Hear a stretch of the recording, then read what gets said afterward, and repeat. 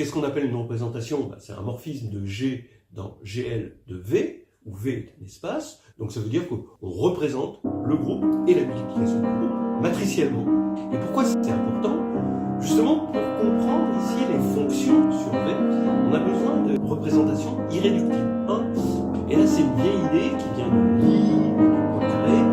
Lie fait la démarche suivante de G, comme une belle structure différentielle de l'espace tangent qui va posséder des tas d'informations. Et la structure de groupe G va devenir une structure d'algèbre de l'espace tangent. Par exemple, si vous prenez SL2 de C, prenons le premier exemple, prenons le cercle. Eh bien, le cercle, vous avez l'espace tangent de l'autre côté, c'est droite imaginaire. Donc c'est Iθ. Et en fait, Iθ va, à partir de cette droite imaginaire, on retrouve le cercle grâce à l'exponentielle.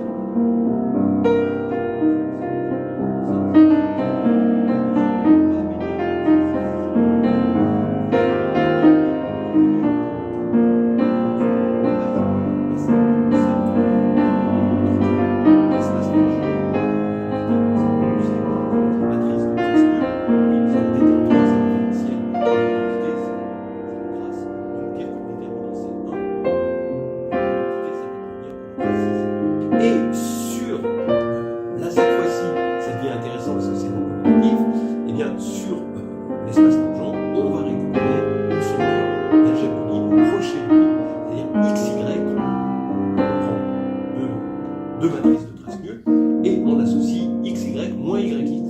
Et ça fait ce qu'on appelle un crochet de Lie. Ici, vous voyez que XY moins YX reste de trace nulle. Là, on linéarise. Et ça, c'est la magnifique idée de Sophustis.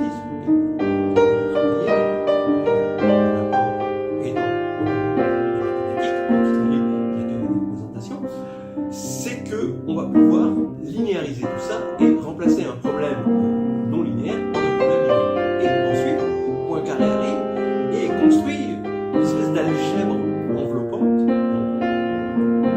Le sommet local, c'est le théorème de Poincaré par Poincaré. C'est-à-dire dire qu'on a transformé les représentations de G et les représentations d'algèbre de Lie, mais on n'a pas assez d'outils pour travailler sur des représentations d'algèbre de Lie. Il faut remplacer ça par des représentations d'algèbre tout court.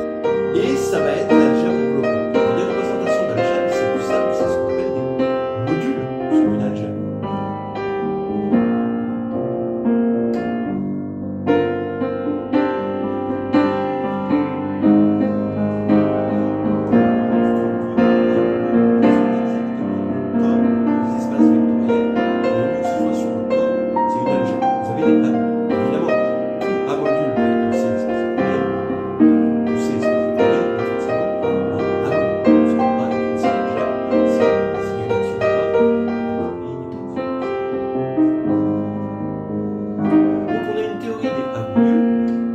Celle-là, elle est déjà riche à l'époque, donc c'est intéressant de transformer cette notion de représentation d'algèbre de Lie par une représentation de A module. Mais il faut trouver le bon A.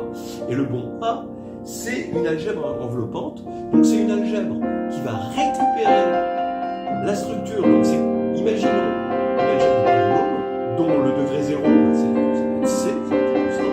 Le degré 1, ça va être l'algèbre de Lie. Là, c'est 2, vous allez avoir 3 générateurs, c'est 2, les éléments de trace nulle.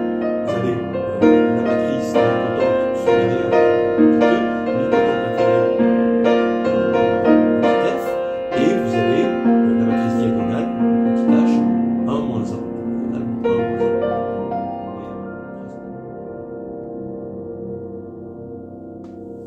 1. Et donc maintenant cette algèbre, ça va être quoi? Vous allez regarder l'algèbre engendrée par ça, l'algèbre libre, engendrée par ces 3 générateurs sur C. Et ensuite, vous allez quotienter pour pouvoir dire que le crochet de Lie que vous aviez au départ sur l'espace de trace nulle, c'est exactement le crochet XY moins YX. Et là, vous allez avoir un deuxième étage, etc., un énième étage, quelque chose qui ressemble beaucoup à une algèbre de polynôme, sauf que c'est non commutatif. Voilà. Et là,